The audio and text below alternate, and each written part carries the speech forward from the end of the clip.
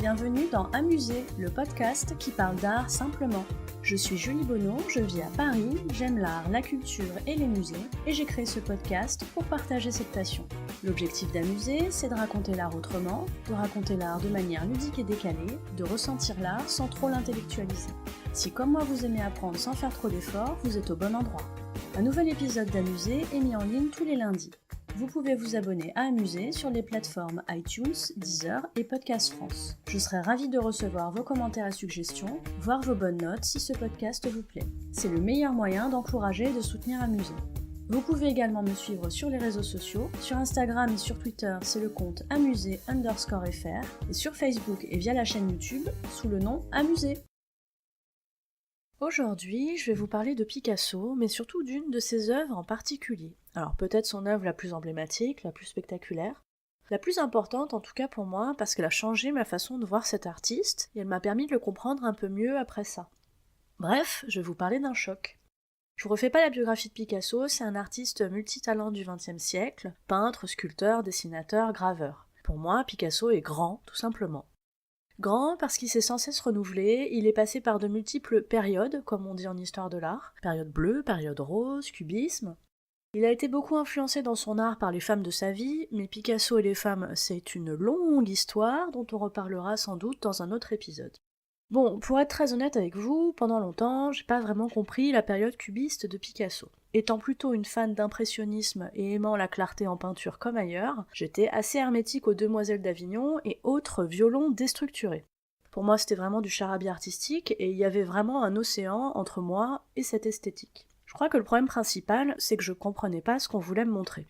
Du coup, soit je fuyais en me disant « non mais incompréhensible le truc », soit je concluais le débat en disant « de toute façon j'aime pas ». Je pouvais même me dire « non mais le mec abuse, là on voit plus rien ». Entre parenthèses, là c'est peut-être le moment où vous pensez en secret que je suis une ignare ou que je suis complètement barge. Que voulez-vous, je pense qu'il y a certains artistes vers lesquels on met un certain temps à arriver, pour moi ça a été Picasso.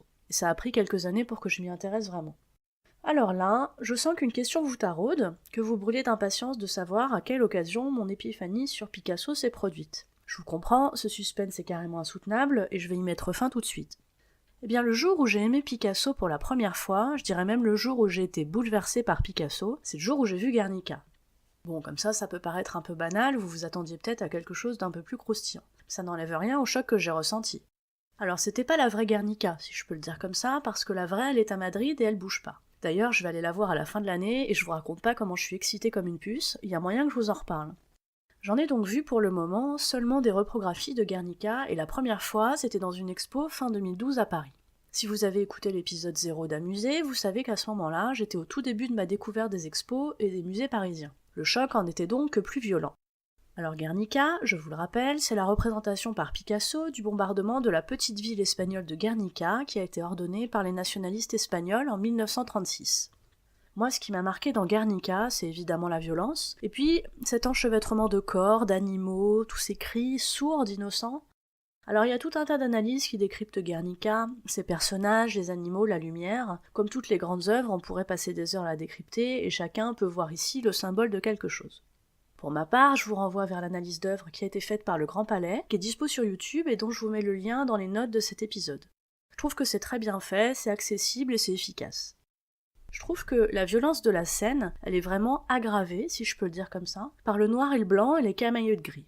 Il n'y a aucune échappatoire de couleurs pour égayer la scène. Aucun paysage, juste des vies broyées qui essaient de s'en sortir, de fuir, de survivre, de s'échapper. C'est vraiment puissant. Il y a aussi la taille de la toile qui se joue bien sûr, elle est gigantesque, plus de 3 mètres sur 7, et du coup, quoi de plus pertinent que le cubisme pour présenter des bouts de corps ? J'ai enfin compris le cubisme et à quel point il peut être puissant grâce à Guernica. Ça m'a aussi permis de comprendre qu'en fait, le cubisme c'est vraiment du boulot. Tout déconstruire pour montrer quelque chose de nouveau, c'est ça le cubisme. Et mon regard, il a totalement changé depuis et j'ai appris à l'aimer et à le comprendre.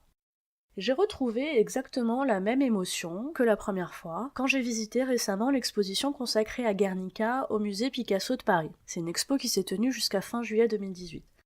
Alors je me dis que peut-être il fallait finalement attendre de grandir, rencontrer Guernica et puis s'ouvrir au cubisme, allez savoir. Vous trouverez dans les notes de cet épisode des références intéressantes en lien avec le sujet traité. Si vous souhaitez encourager ou soutenir ce podcast, ou simplement dire que vous l'appréciez, n'hésitez pas à lui mettre une bonne note sur les plateformes d'écoute. Non seulement les bonnes notes, ça fait plaisir et c'est encourageant, mais ça permet en plus de faire connaître un musée. Merci à vous.